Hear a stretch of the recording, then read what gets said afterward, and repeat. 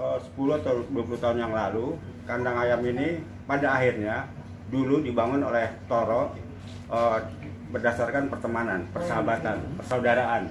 Itu yang penting. Itulah yang membuat kami nyaman-nyaman saja siapapun yang hadir kemari.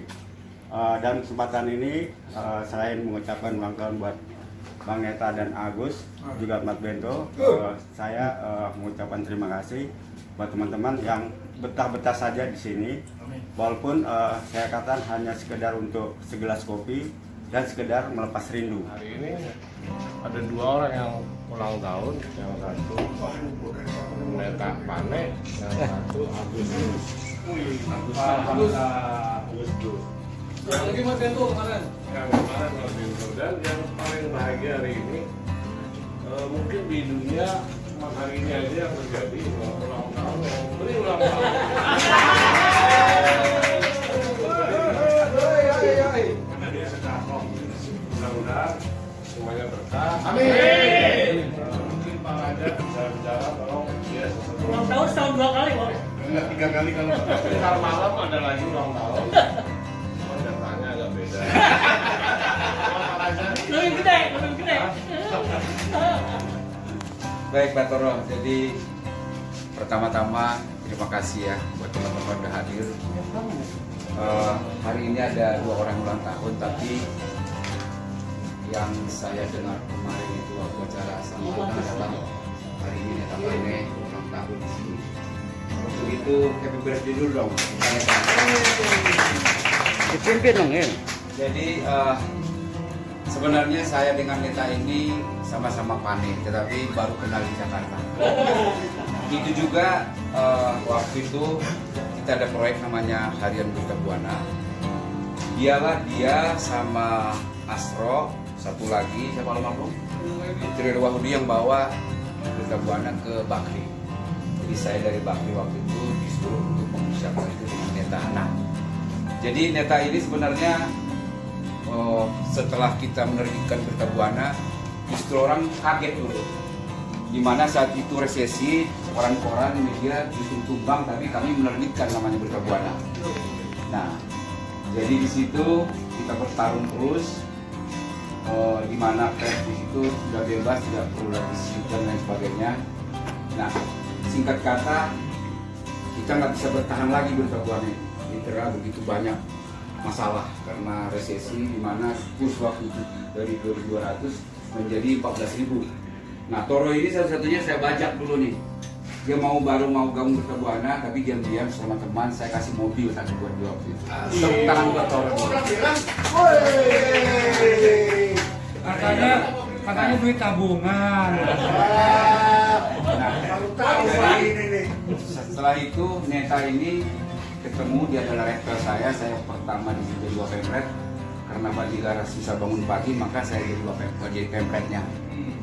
Nah, Neta akhirnya waktu itu kita bina Berita Buana itu susah, akhirnya dia berhenti. Dia bilang, Bang, dia pasti manggil abang sama saya. Dari segi usia juga saya lebih tua. Dan juga dari segi senior juga mungkin Pemret, saya Pemret lah kira-kira gitu ya. Dia bilang begini, Bang, saya ini nggak mau jadi wartawan lagi. Aku mau ngapain ya? Dia bikin namanya IPW. Nah, IPW ini, waduh, Net, itu bahaya itu saya bilang. Tapi enggak, saya udah putuskan Bang, saya mau bikin untuk itu membesarkan IPW.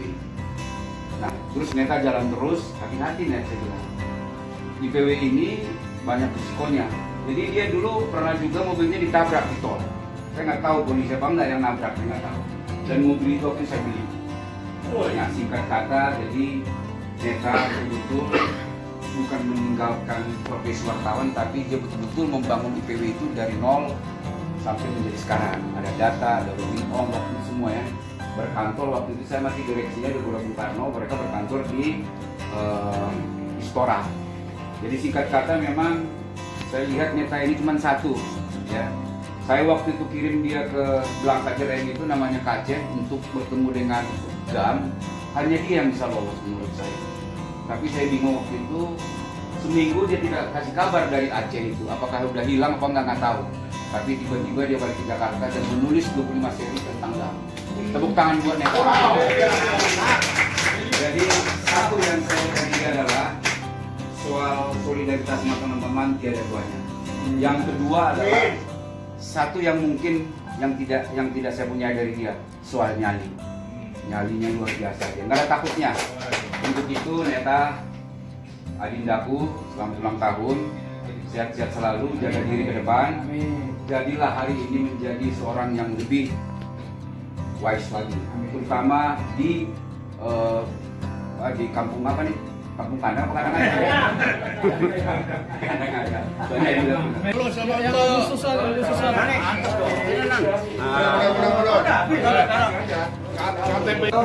Baiknya begini, fotonya kelihatan dari sini.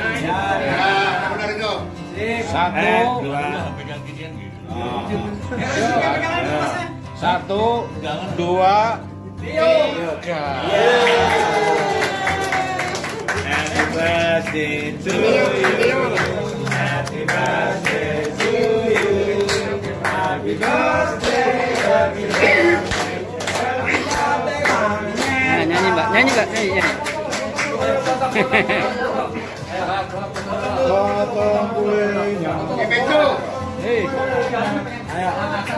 Sip, 1, 2, 3, go. Potong honornya. Oke. Jaga jarak. Ayo, Bang. Jangan diam ya. Sayang isunya yang kemarin. Ingat dibeli mau nggak sih? Semua di sini siapa lihat? Enggak, kalau buat podcast arahnya ke sini. Sorry. Sorry, motornya ke sini. Enggak, Agus Plus. Beto, ayo sini.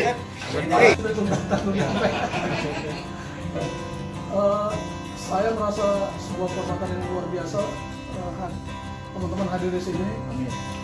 Kebetulan kandang ayam ini kita 10 tahun lebih ya di sini, dan saya sangat bangga kepada Mbah Jojo Tangan Mbak. Guys. karena dia begitu peduli dengan kita, terutama saya pengangguran ya, udah nggak jadi wartawan lagi, dan banyak teman-teman yang udah jadi veteran, jadi purnawirawan, dan inilah markas kita. Tanpa ini kita nggak bisa kumpul, nggak bisa bersama. Dan di sini kita benar-benar diwongke sama Mbak Coco. Kita dikasih kopi gratis, kasih rokok, kadang-kadang kalau punya uang kita ditraktir makan, nggak siang nggak malam. Jadi luar biasa. Ini kandang ayam yang luar biasa. Yang paling luar biasa hari ini. Ya, hari ini luar biasa karena kita kumpul semua lengkap makanan. Tapi kalau belum gerak, tanyanya gini-gini aja nih. Ya kita memang gini-gini aja, tapi hampir setiap hari sini ulang tahun. Hampir setiap hari. Betul. Kalau nggak siang malam, pokoknya hampir setiap hari ulang tahun. Nah, jadi di sini meskipun sebagian besar ulang pengangguran, tapi kita selalu happy, selalu ngopi, selalu makan, nggak pernah ada kekurangan, insya Allah ya.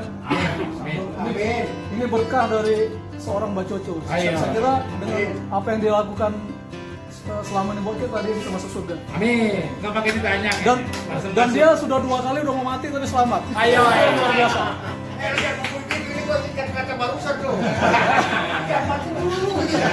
Iya, makanya Surganya udah hilang Mbak, katanya Mbak. Mbak Coco jangan mati dulu. Ya kan?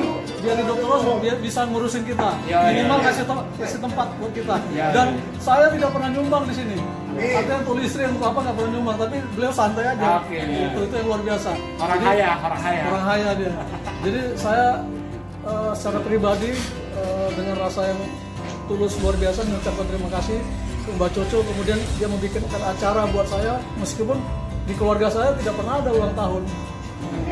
Ini yang kedua kali dia bikin ulang tahun buat saya. Untuk bagian orang yang sebetulnya sama dengan Mbak Neta tidak pernah ulang tahun, karena saya juga tidak ngerti tanggal lahir saya itu berapa, tanggal berapa, bulan berapa. Jadi kalau tanggal lahir saya itu sakaran sendiri. Tetapi apa yang disebutkan Pak Toro tadi sesuatu yang sangat luar biasa, karena mungkin ada beberapa teman yang belum tahu tentang saya. Ketika saya dalam pelarian menjadi target utama pembunuhan misterius, saya benar-benar terbantu dan dibantu oleh teman-teman media dalam rangka untuk penyelamatan saya. Tepuk tangan dulu. Yang menarik bagi saya adalah berbicara tentang ulang tahun. pemahaman saya tentang ulang tahun adalah harus semakin mendewaskan diri. Karena kita yang pasti umur kita sudah berkurang di dunia dan lebih dekat kita menuju kepada akhir dari kehidupan kita. Saya sepakat, saya bersahabat dengan Pak Neta, saya sangat menghormati adalah integritasnya. Dalam bersahabat tanpa pamrih dan kalau membantu ya dengan tulus dan sekaligus tanpa berpikir apapun. Ini saya katakan meskipun saya belum begitu lama bersahabat dengan Pak Neta, tetapi apa yang dikatakan tadi saya sangat menghormati dan saya sangat memahami tentang karakter dan pribadi seorang Neta. Begitu pula dengan Mbah Coco Meo ini. Secara linting sebetulnya ini adik saya, tapi dia tukang fitnah. Jadi kalau banyak pengundang itu dia curiganya ke saya. Curiganya ke saya. Ketua PSS meninggal. Itu kecelakaan, tapi isunya dia ngomong itu yang bunuh dia. Saya sampai geleng-geleng. Gimana? Ada pembunuhan lagi DC, katanya saya. Ya udahlah terserah. Bagi saya itu rapuh untuk memperbesar nama saya. Tapi yang pasti bahwa saya sangat bahagia bersahabat dengan teman-teman pers. Karena seperti hari ini yang kita nikmati adalah sebuah kebersamaan. Yang paling sekarang ini saya merasa kesepian dalam hidup saya ini mohon diingat. Karena leteng saya sudah usia 74. Rata-rata teman saya itu belum sampai 70 sudah meninggal. Nah loh, baik-baik berdoa kita. Sahabat-sahabat saya baik di dunia hitam maupun sampai di dunia teroris itu begitu yang terjadi. Pernah suatu ketika saya kebingungan di Semarang. Saya naik mobil muter di kota Semarang, saking marahnya saya berhenti di tempat pemakaman berkota. Sahabat saya yang terakhir yang sudah meninggal, saya marah betul. Bajingan, kamu udah mati dulu. Benar bu? Gak sudi aku doain kamu. Aku udah ngomong kamu jangan mati. Kalau kamu udah mati, aku gak punya teman. Anjing lu sama. Benar ini terjadi demi Tuhan. Ya tapi kamu udah meninggal, saya doain supaya kamu nanti bisa naik surga.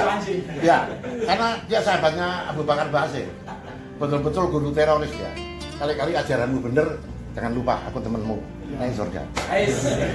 Saya kira itu yang perlu saya sampaikan. Wassalamualaikum warahmatullahi wabarakatuh. Yang terakhir bukan kita yang kasih kado, tapi yang memberi kado siang ini. Silakan Mbak Neta. Ada yang ngomong gini bang, tahu gitu gua bawa bini gua.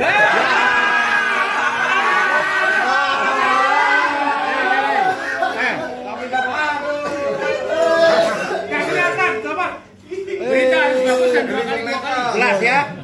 Ternyata menang bawa bini. Sekarang belum. Imam belum? Imam. Imam. Oke. Mas Imam. Mas terakhir Imam. Asli nih ya. Alhamdulillah. Thank you. Alhamdulillah, makasih Bang Neta.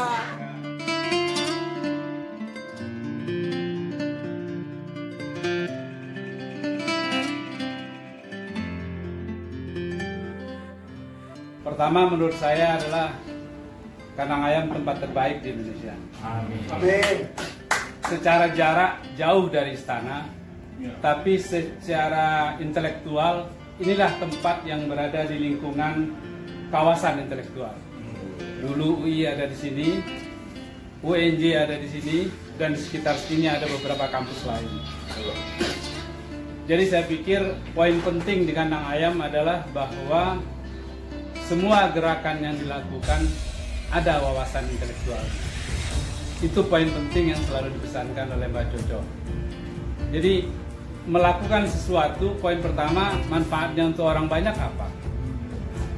Saya kira ini introspeksi buat kita yang selama ini mungkin cenderung lebih berpikir tentang diri sendiri, berpikir tentang kelompok sendiri, berpikir tentang kolega sendiri. Tapi yang selama ini yang saya tahu kalau Mbak Coco mau punya ide sesuatu terus manfaatnya untuk orang banyak, oh. Ini yang mendasari.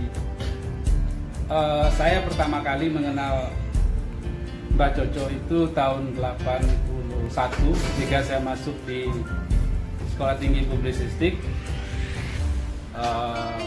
Beliau senior saya, di atas saya, tapi dia menempatkan saya sebagai orang yang sangat teman.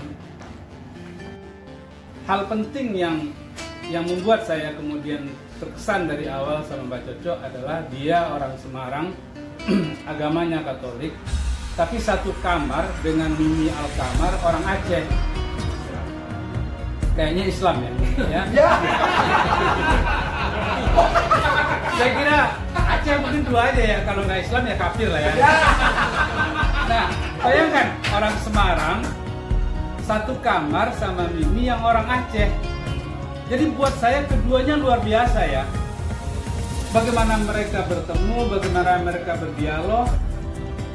Jadi kalau secara dulu waktu kuliah itu adalah gambaran toleransi, di kandang ayam di lingkungan perkampusan ini gambaran intelektual. Jadi humanis dan kemudian intelek. Keduanya itu ada di diri Neta. Ini persoalannya. Ya humanis, ya intelek. Tambah kope. Ada Neta. Sebentar lagi kan. Habisin. Apa yang kuras? Nah, jadi maksud saya itu begini. Kalau mau berteman, bertemanlah sepenuh-penuhnya. Jangan setengah-setengah. Kalau mau ngasih habisin. Kalau mau ngasih sampai habis. Tapi ini lagi didata sama Dolok. Mau mensinkronkan jumlah dan peserta. Oke, terima kasih banyak pada Neta. Terima kasih juga angpaunya.